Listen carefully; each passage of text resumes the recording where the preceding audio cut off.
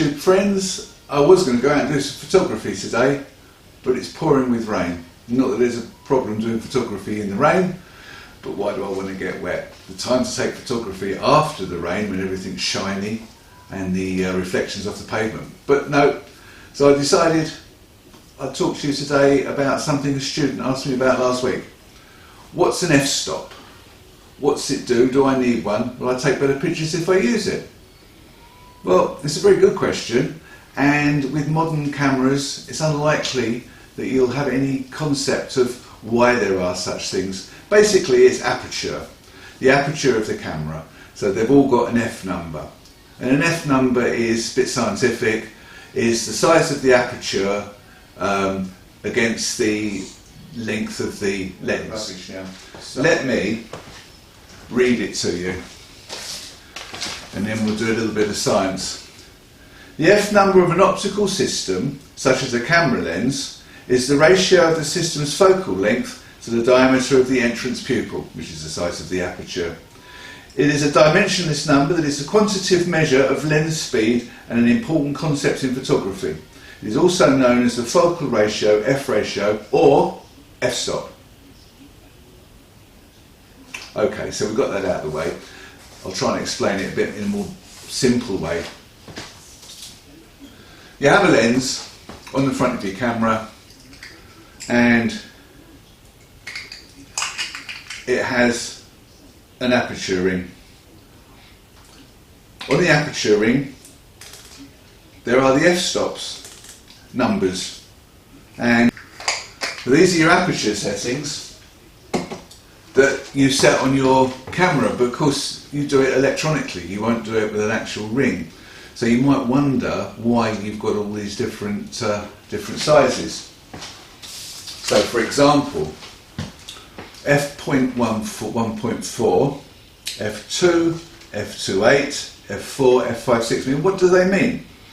Well, they're odd sizes because, as we learned earlier, it's to do with the size of the hole compared with the focal length of the lens. So that's why they're different sizes. But each number allows half as much light in as the number before, because it's not like that. So we go from f1.4, and then we halve the amount of light coming into the lens when we go to f2. Then the next stop up, we halve the amount of light coming in at f2.8, and then we halve the amount of light coming in again at f4, and so on until we get to, on most lenses, f22, which is going to let in less light. Now you've got your shutter speeds as well. So for example, your shutter speeds run at 1/30th, 1/60th, 1/125, 1/250, 1/500.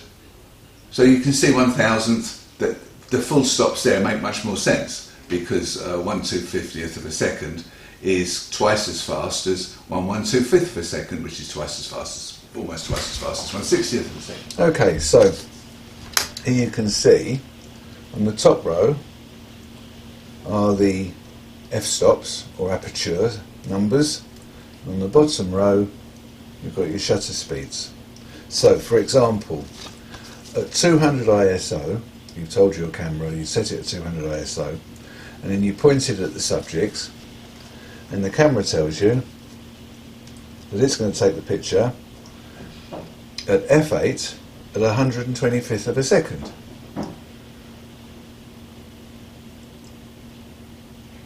And that's fine, but you might decide that you want a depth of field better than that, so you're going to go for a larger f number. So you might go for f16. So the camera sets the shutter speed to 1/30th, because that's the same as f8 at 125. It's the same at f11 at 60. So all these are the same value.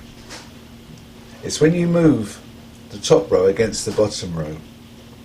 So quite simply, if you set your camera to f4 in these circumstances with this particular light, then the camera would set the shutter speed to 500. Or if you set the shutter speed to 250, then the camera would set the f-stop to f.56.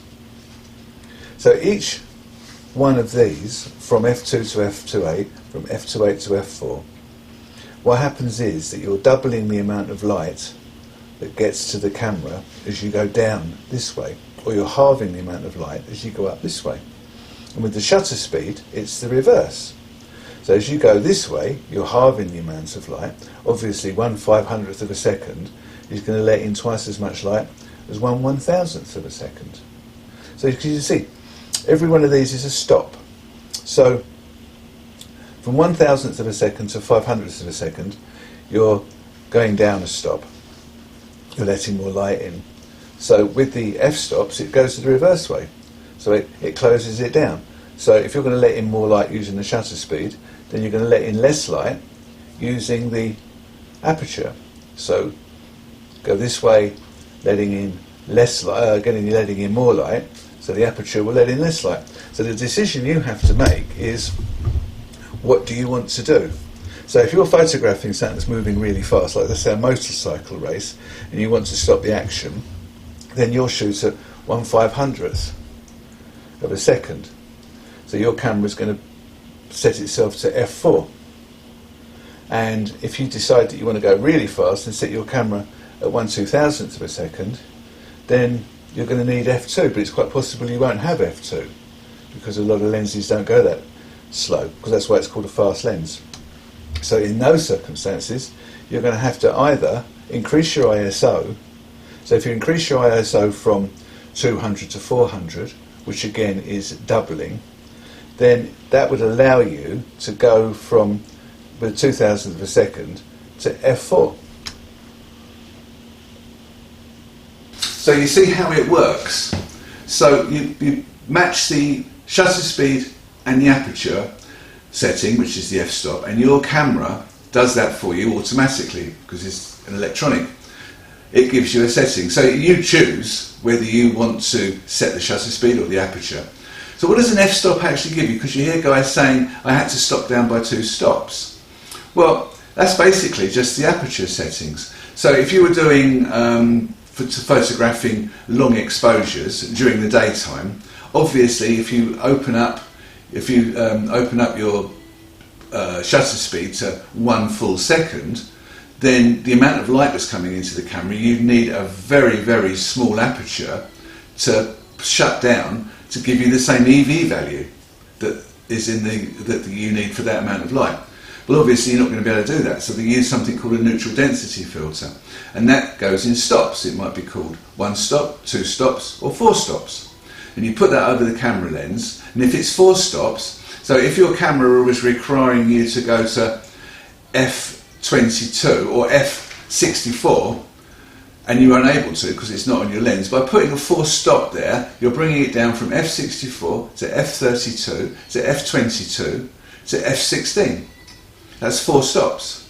So now you can take a picture at 1 second at f16. So it's all about the aperture setting being called a stop. It's as simple as that. So obviously, if people say, I had to shut down by 2 stops, or one of the classic things is when you go out and shoot in the afternoons and the light starts to go as the sun goes down, it can change by 2, 3, 4 stops in the course matter of 15 minutes, which is always fascinating. So there you are taking pictures at f8 at 125, and then the light goes down by a stop, then you're at f5.6 at 125th, and then it goes down by another stop, you're f4 at 125th. Or obviously you could do f5.6, say at f5.6, but bring the shutter speed down to a 60th. It's the same thing. One is the same as the other. So every stop in your shutter speed is the same as every stop on your aperture. Now on your camera, being a modern digital camera, you've probably got lots and lots of f-stops. Well, they're not stops because you've just got lots of aperture settings. So you might have something like f13, which isn't on the list, or you might have f9, which isn't on the list. These are thirds of a stop. And it's the same with shutter speeds now. In the modern camera, you can have intermittent shutter speeds, but it's all the same difference. So if you need to shut down by 3 stops, you can. Now, the other thing, of course, is that when you put a lens on a lens filter on the front, let's say for example you're going out to do some photography on a beautiful sunny day with a lovely blue sky, then you would put a polarizing filter on the front that brings up the blueness of the sky and takes off the sheen on the water if you've got water there, you know, a river or whatever. Then in that case, like polarizing lenses on sunglasses, what happens there is that less light's going to get through to the viewfinder, less light's going to get through to the sensor. So, can we answer the question?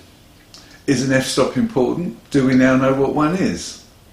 I think basically on a modern camera you don't really need to know about f-stops because your camera might be shooting at f7.5 at 1/100th of a second. So the stops are a scale that you know that each number, the next number, halves or doubles the amount of light that gets onto the sensor in your camera. That's what it's about that set of numbers, and in modern cameras they don't really count for anything.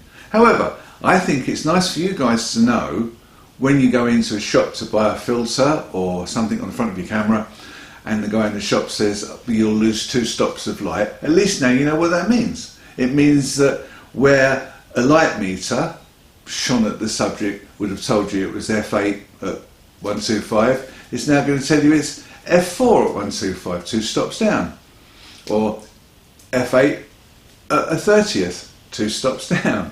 So at least now you know. But the point is, with your modern camera, the light meter works through the lens anyway, so if you put something on the front it will change the light reading, so it doesn't really matter. In the old days we used to have to calculate it because you had a light meter in your hand, you had the camera in the other hand, and the two things were things, so you had to work out the stops. So do you really need one? Not really. As long as you understand that your aperture is all about your depth of field, what's in focus within the frame and what's not, and that the shutter speed is all about stopping action if it's something fast, or getting those lovely smoky rivers and waterfalls with a slow shutter speed. I hope that's explained it. I hope the diagrams I've given you explain it as well. And any questions, pop them in the comments below. I'll be happy to answer them. If there's any other questions you've got about photography, do ask me, and we'll see where we get from there. Don't forget to subscribe if you like me, you like what I'm saying, and you want to learn more about your photography, or just like this video. Thank you for watching. See you again soon.